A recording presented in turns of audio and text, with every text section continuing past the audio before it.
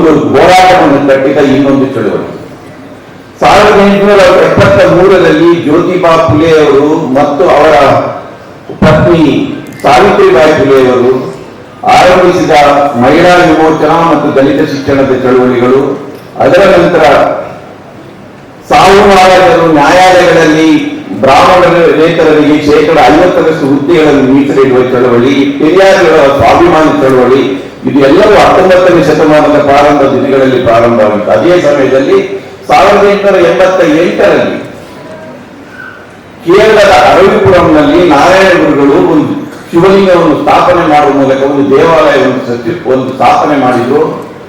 ಅದು ಉಂಟು ಮಾಡಿದ ಸಂಚಲನ ಕೇರಳ ರಾಜ್ಯವನ್ನು ಮಾತ್ರ ಅಲ್ಲ, ಇಡೀ ದೇಶವನ್ನು ಮತ್ತೆ ಕೇರಳದ ಕಡೆ ನೋಡುವಾಗೆ ಮಾಡಿತು.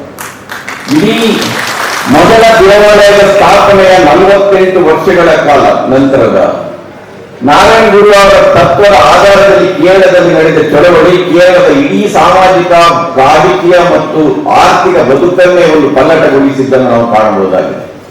ಇದರ ಮೊದಲ 40 ವರ್ಷಗಳಲ್ಲಿ ನಾರಾಯಣ ಗುರುಗಳು ಜೀವಂತವಾಗಿದ್ದು ಇದನ್ನು ಮುನ್ನಡೆಸಿದ್ರು. ಕೊನೆಯ 8 ವರ್ಷಗಳಲ್ಲಿ ಅವರ ತತ್ವದ ಬೆಳಕಿನಲ್ಲಿ ಆ ಚಳವಳಿ ನಡೆಯಿತು.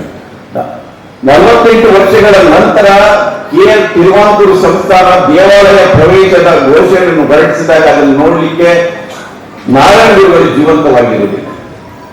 ನಾರಾಯಣ ಗುರು ಚಳವಳಿಯನ್ನ ಇವತ್ತಿಗೂ ಕೂಡ ಒಂದು ಸಮಾಜ ವಿಜ್ಞಾನದ ದೃಷ್ಟಿಯಿಂದ ವಿಶ್ಲೇಷಣೆ ಮಾಡುವ ಪ್ರಯತ್ನ ಹೆಚ್ಚಾಗಿ ನಡೆದಿದೆ.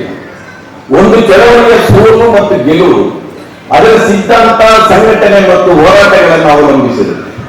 ಈ ರೀತಿಯ ಸಮಾಜ ವಿಜ್ಞಾನದ ಹಿನ್ನೆಲೆಯಲ್ಲಿ ಅದನ್ನು ನೋಡದಿರುವ ಕಾರಣಕ್ಕಾಗಿ ನಾರಾಯಣ ಗುರುಗಳನ್ನ ಗುಡಿ ಗೋಪುರಗಳಲ್ಲಿ ದೇವರನ್ನಾಗಿ ಮಾಡಿ ಅವರ ನಿಜವಾದ ಚಿಂತನೆಗಳನ್ನು ಇವತ್ತು ಮರೆಯುವಂತ ಪರಿಸ್ಥಿತಿ ಬಂದಿದೆ.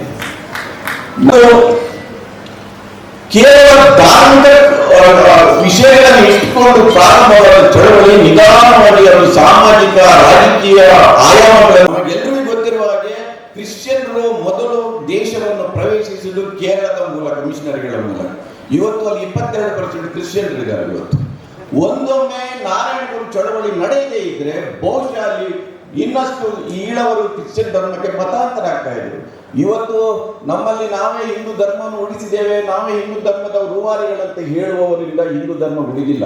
ಅದು ಉಳಿದಿರೋದು ಇಂಥ ಸಮಾಜ ಸುಧಾರಕರಿಂದ, ನಾರಾಯಣ ಗುರುಗಳಿಂದ, ಸ್ವಾಮಿ ವಿವೇಕಾನಂದ ಅವರಿಂದ, ಗಾಂಧೀಜಿಯವರಿಂದ, ಇಂಥವರಿಂದ ಉಳಿದದ್ದು ವಿನಃ ಅದು ಹಿಂದುತ್ವದ ಆ ಘೋಷಣೆಗಳನ್ನು ಕೂಗುತ್ತಿರುವ ಆ ನಾಯಕರಿಂದ ಅಲ್ಲ ಎನ್ನುವುದನ್ನು ಕೂಡ ನಾವು ತಿಳ್ಕೊಳ್ಳಬೇಕು.